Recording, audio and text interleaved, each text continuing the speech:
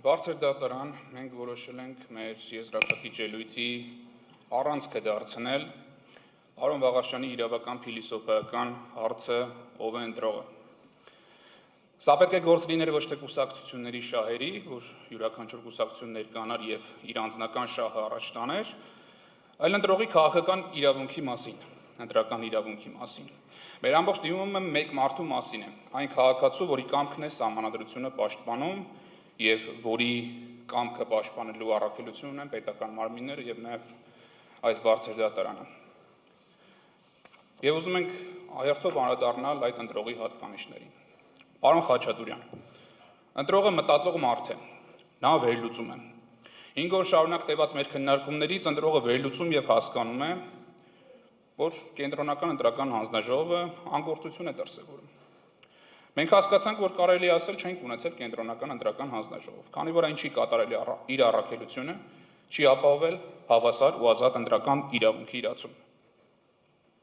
Վարչական վարույթներ չհարուցելը մենք տեսանք, որ կենտրոնական ընտրական հանձնաժողովը պարզապես գործել է որպես կանցելարիա։ Ընդամենը վերահասցեագրել է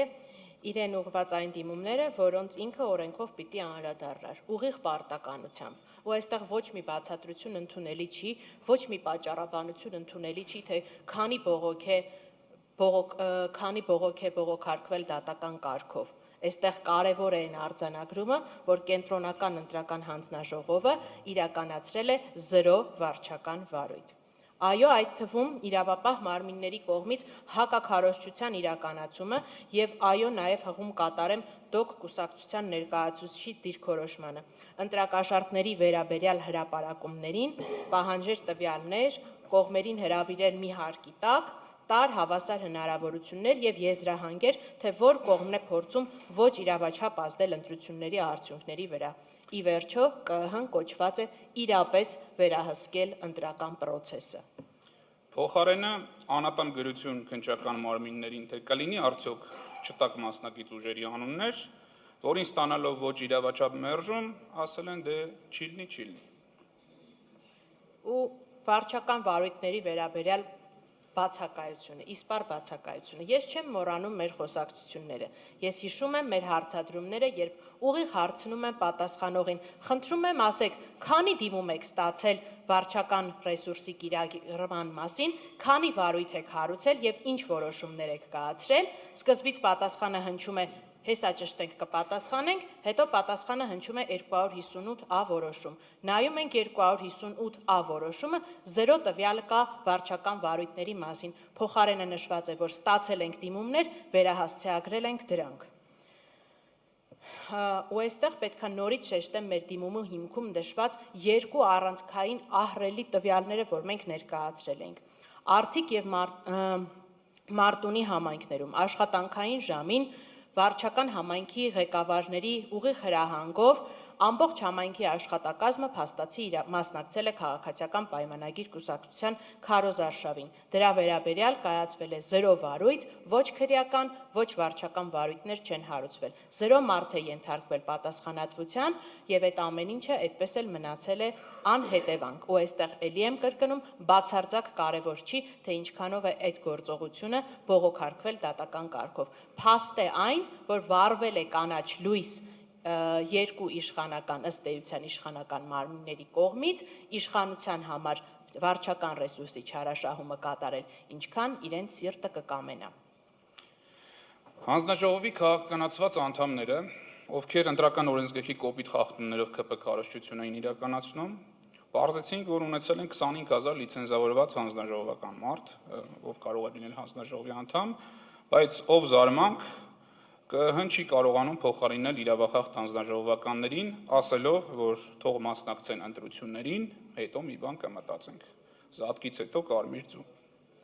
Ու այստեղ էլի եմ կրկնում։ Պետք չի ասել, թե ունեցել ենք վերահսկողական մեխանիզմներ, որովհետև այդ վերահսկողական մեխանիզմների սոսկ արձանագրումը ընտրական օրենսգրքում փաստացի տեսնում ենք, որ չի երաշխավորում դրանց գործունեությունը։ Պարզապես հղում անել ամեն անհարմար հարցին, թե ինչու կհնչի գործել այն փաստարկով, որ գիտեք ինչ կա, դուք ունեցել եք վերահսկողական մեխանիզմ, ում է պետք այդ վերահսկողական մեխանիզմը, ում է պետք վերահսկիչ վերստուգիչ հանձնաժողովի գոյությունը, եթե ինքը ըստ էության որևէ բան չի անելու, սրան հետո ավելի ուշ կանդրադառնամ։ Ում է պետք այդ վստահված անձանց, որ այդքան հղում է կատարում իրենց գոյությունը, եթե ըստ էության իրենց արձանագրված խախտումները հետո որևէ արձագանք չեն ստանալու։ Ում է պետք այդ վարչական իրավախախտումների վերաբերյալ օրենսգրքով նախատեսված լիազորությունը, երբ որ ԿՀ-ն ասում է, ես չեմ կատարում դրանք, ուղղակի հրաժարվում եմ դրանցով զբաղվել։ Եթե վերահսկողությունը երբեք չի աշխատելու վարչական վարույթներով կամ այլ ընթացակարգերով, ապա ինչի համար այն ընդհանրապես գոյություն ունի։ Ինչի համար առհասարակ գոյություն ունի կենտրոնական ընտրական հանձնաժողովը։ Եթե սա պիտի լինի իրենց աշխատանքը, եթե ուղղակի ընտրական միջոցառումներ եւ քվեարկության օրվա միջոցառումներ կազմակերպող պետք է լինեն, ավելի լավ է կենտրոնական ընտրական հանձնաժողովը ընդհանրապես փակել,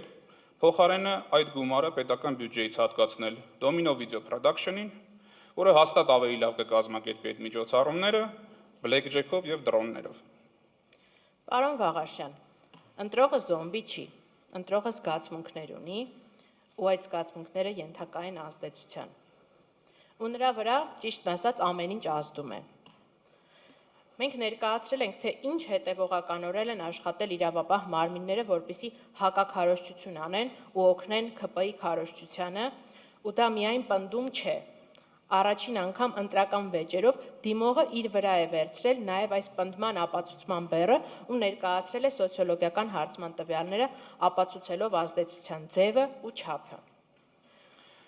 Անընդհատ հնչել է այս օրերին այն հարցը, որ նաև որպես փաստարկ ընդունվել է, որ այո, կան խախտումներ, բայց ինչ ազդեցություն կարող են նրանք թողնել։ Այդպիսի հայտարարություններ չեմ սխալվում նաև կենտրոնական ընտրական հանձնաժողովի ներկայացուցիչներն ասա եւ նաև երրորդ անձի ներկայացուցիչները։ Բայց ահա եւ ազդեցությունը։ Մեր գործընկեր Արամ Վարդևանյանը ներկայացրել է ապացույց անկախ փորձագետի կողմից արված սոցիոլոգիական հարցում։ Առաջին անգամ պատմության մեջ սահմանադրական վեճով դիմողը իր վրա վերցնելով այդ բեռը ապացուցման, բերել եւ ներկայացվել է թվաբանական հաշվարկ։ Բոլոր հարցվածների 31%-ն ասել է, որ կենսաթոշակները ազդել են ընտրական որոշման վրա։ Եվ բոլոր նրանք, ովքեր ասել են, որ իր որոշման վրա դա ազդել է, նրանցից 91%-ը քվեարկել է ՔՊ-ի օգտին։ Նույնը եղել է առողջության ապահովագրության դեպքում, եւ մենք շատ հստակ փաստերով ներկայացրել ենք, որ դրանք եղել են ոչ թե պարզապես պետական ծրագրեր, որ պետքա բյուջեով նախատեսված լինեն եւ նորմալ է, որ պետությունը դա իրականացվեր, այլ շատ հստակ նախընտրական քարոզչության հիմնական թեզերը։ Մենք տեսել ենք, որ քարոզչության ընթացքում եւ մեր դիմում էլ հղումներով կա, վիդեոներով եւ ամեն ինչով, թե ինչպես է այդ կենսաթոշակի հարցը, ասում է տատիկ ջան, պապիկ ջան, ինչպես էր լավ էր այս դժվժիկը վայելեցիք, առողջության ապահովագրությունից օգտվեցիք, սա ակնհայտ քաղաքական քարոզչության բաղկացուցիչ մաս էր։ Հակակոռուպցիոնի հայտարարությունները լսած եւ ընտրությանը մասնակցած անձանց 21%-ը որոշել է չքվեարկել այդ կուսակցությունների օգտին։ Բարձր դատարան, սա արդյոք բավարար արդյունք է գնահատելու դրանց ազդեցությունը, թե ոչ։ Հարցվածների 21%-ը ասել է, որ լսելով այս հաղորդագրությունները ինքը չի գնացել եւ ընտրել հաղորդագրություններում նշված կուսակցությունների օգտին։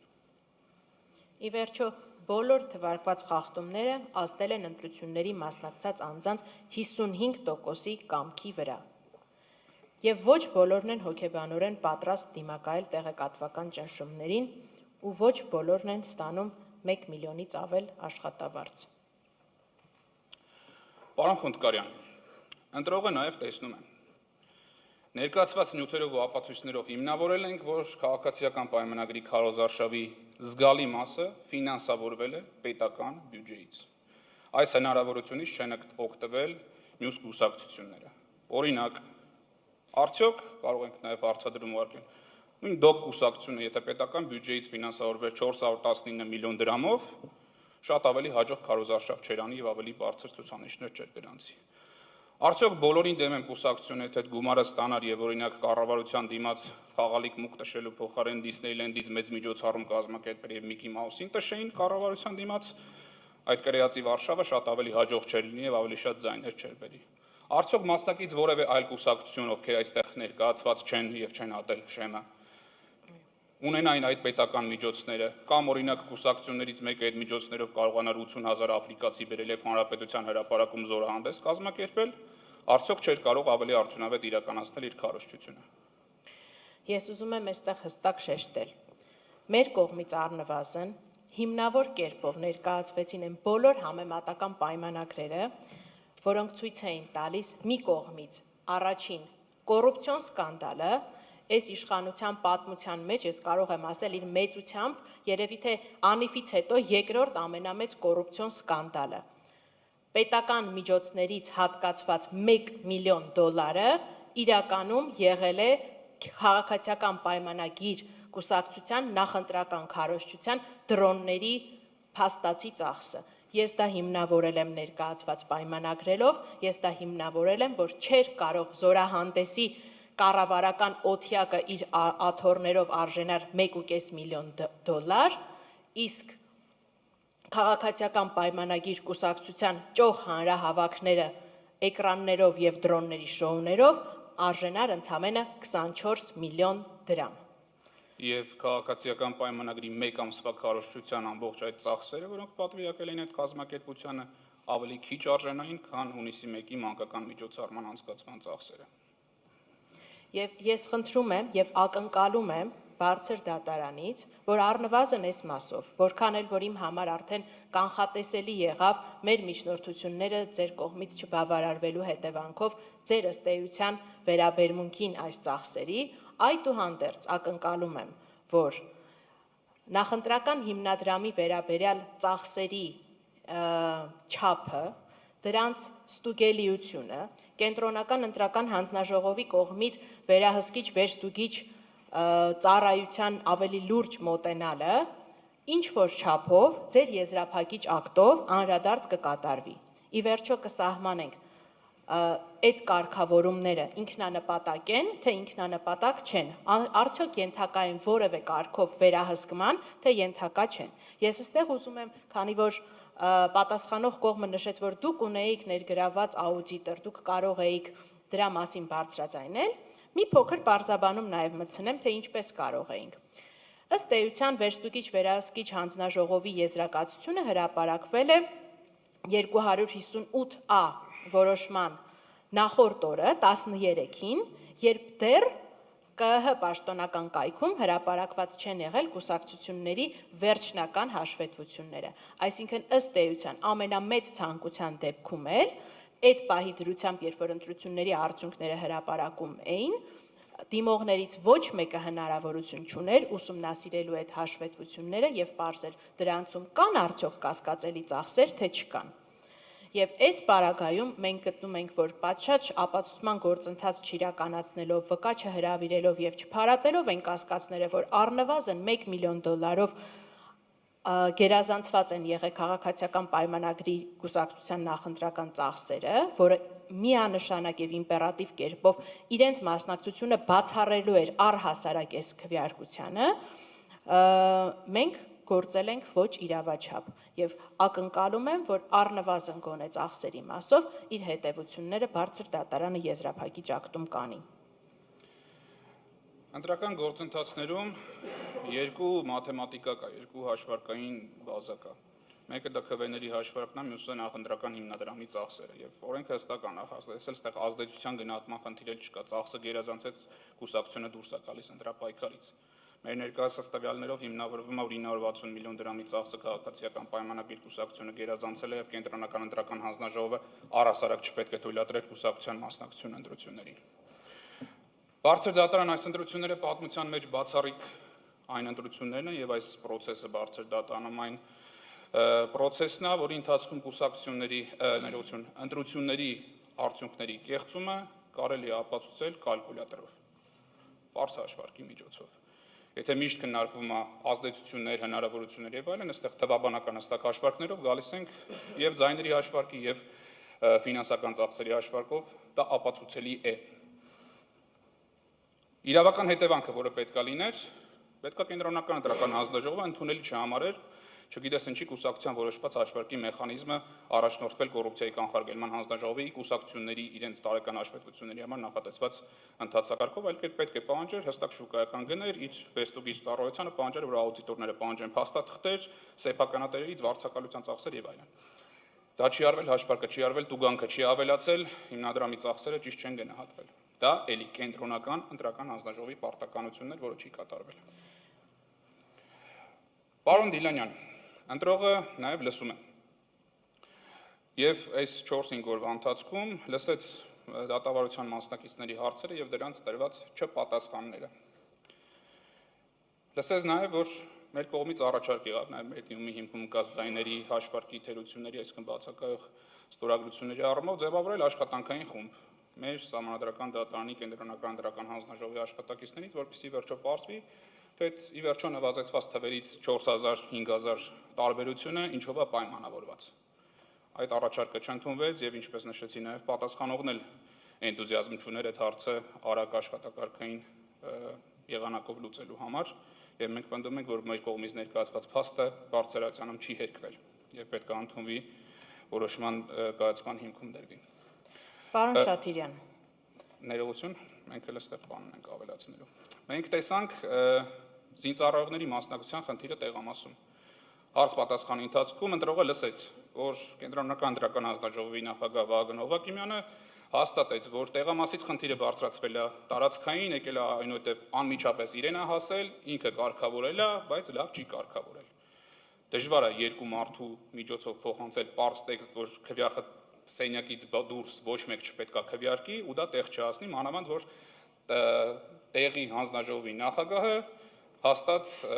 անոմալ պայմաններում ինքնագործունեությամբ չէր զբաղվելու, եւ այդ զանգերի պատմությունը հուշում է, որ այդ գործողությունները կատարվել են։ Արդյունքում ինչ է ստացվում, Վահագն Հովհակիմյանը սխալվել է, չի կարգավորել, չի հետևել ժամերի ընթացքում, քվեարկությունը երբ ավարտվել 10-ին 11-ին։ Ու հետո դրա բացասական հետևանքով պետք է կրի հայ ընտրող, 58000 ընտրող։ Պարոն Շաթիրյան, ընտրողը նաև հաշվել գիտի ու շատ լավ տեսնում ու հաշվում է Վահագն Հովհակիմյանի թվաբանությունը,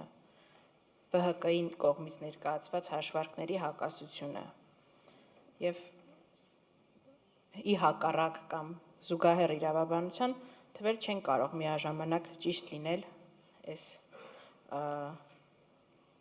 բոլորի համար։ Պարոն Շաթիրյան, մեր եւ ձեր մաթեմատիկան իրար համապատասխանում է, բայց կենտրոնական ընտրական հանձնաժողովի մոտ տարբերվում է։ Այն պարզ հարցին,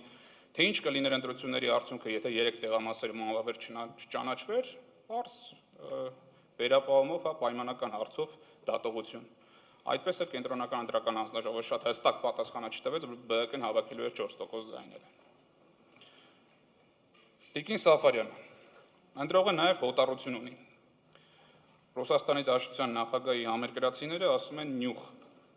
ինտուիցիա, զգում են։ Նույնիսկ երբ ամբողջ տեղեկատվությունը նա չունի, նա հասկանում է մթնոլորտը ինչպիսին է։ Ատելության խոսքին վերաբերյալ։ Այստեղ քաղաքացիական պայմանագրի գործընկերները շատ տխուր փորձեր են անում ըստիս արդարացնելու իրենց առաջնորդի դասագրքային ատելության խոսքը։ Տեսարանը ճիշտ ասած ավելի թշվառ է դառնում, երբ փորձում են այն արտահայտությունները դուխի չես զոհվել, կզացնելու եմ, գետինը մտնես արտահայտությունները արդարացնել հակառակորդներին ուղղած լինելու պատճառաբանությամբ։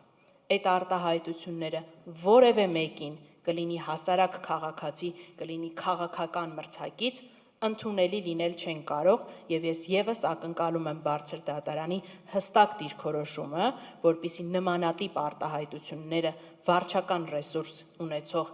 ուժի առաջնորդի կիրառությամբ հատկապես բացառվեն մեր քաղաքական խոսույթից։ Իրապես ակնկալում եմ նվազագույն ակնկալիքը, որ կարող եմ ունենալ բարձր դատարանից, արձանագրել, որ որևէ մեկի նկատմամբ